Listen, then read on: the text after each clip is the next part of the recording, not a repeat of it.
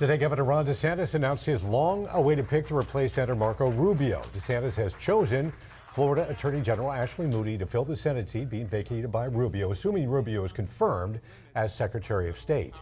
10 Tampa Bay's Eric Glasser has more now from Orlando, where DeSantis announced his appointment. Well, to hear it from Governor DeSantis, Ashley Moody is a perfect selection for this job.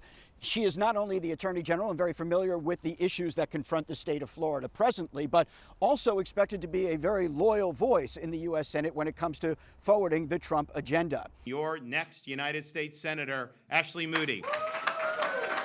The announcement came here in Orlando at a news conference attended by more than 100 local Republican insiders, but even they weren't sure who DeSantis was going to pick when they got here.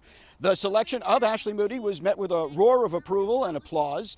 DeSantis said he had considered a couple of congressional representatives from Florida as well, but he didn't want to jeopardize the GOP's razor-thin margin in the House. And so in the end, he chose Moody, he said, because of her proven record on conservative issues, including immigration, and her support of the Trump agenda. I will bring the same persistence and passion and tenacity as a United States Senator that I have brought as Florida's Attorney General.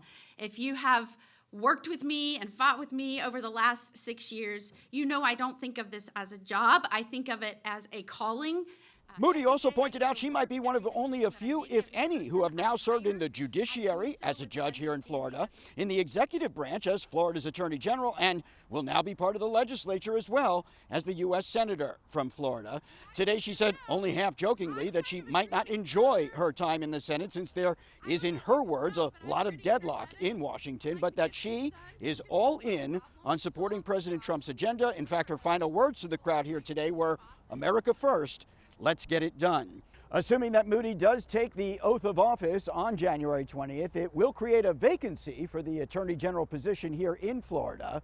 Governor DeSantis says he will be appointing his Chief of Staff, James Uthmeyer, to that position and will make a formal announcement to that effect in the coming days.